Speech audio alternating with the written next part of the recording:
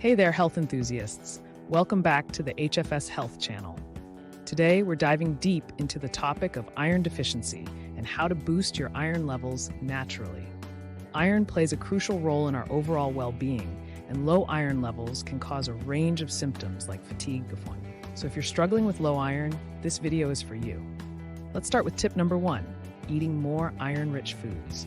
Now, I know this may sound obvious. By diversifying our diet and incorporating a variety of iron-rich foods, we can ensure we're consistently getting the nutrients we need. Meat, seafood, beans, lentils, grains, nuts, seeds, fruit and veggies all contain iron.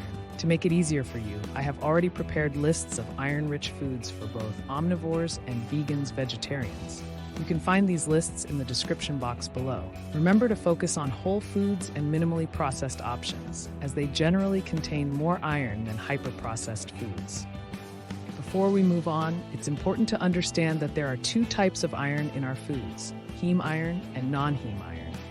Heme iron is found in animal foods and is generally better absorbed, while non-heme iron is found in plant foods and may be more challenging to absorb. But don't worry, there are ways to enhance the absorption of non-heme iron, and I'll cover that in the remaining tips. Tip number 2 is to pair your iron-rich meals with foods rich in vitamin C. Vitamin C helps boost iron absorption, making it easier for our bodies to utilize this essential mineral. For instance, if you're having beans, pair them with tomatoes. If you're having almonds, enjoy them with strawberries or an orange.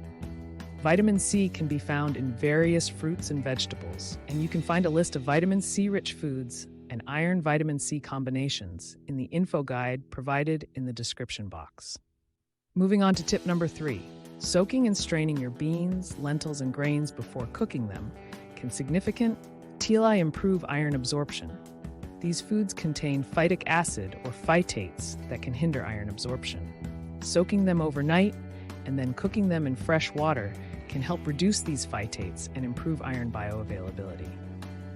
Tip number 4 may come as a surprise to some of you. It's about avoiding coffee and tea with your meals. Both coffee and tea contain compounds like caffeine, tannins, and polyphenols, which can inhibit iron absorption. Studies have shown that even just 1 cup of black tea can reduce iron absorption from a meal by 60%.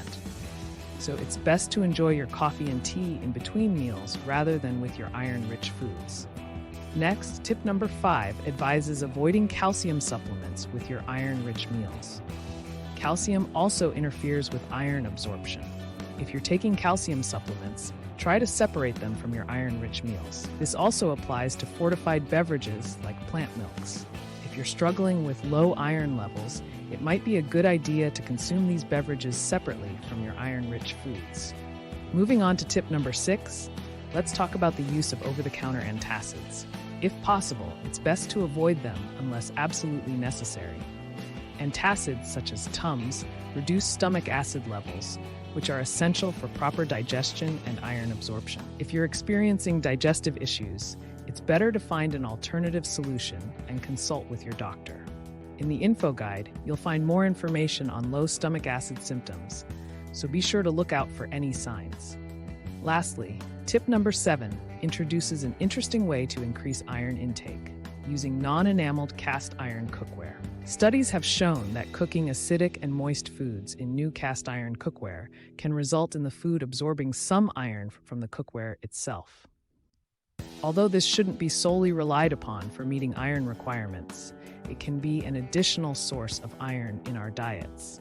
However, it's essential to note that this may not be suitable for everyone. If you've tried all the tips mentioned in this video, along with doctor-prescribed supplements, conditions like celiac disease, Crohn's disease, or heavy menstrual bleeding can also contribute to low iron levels.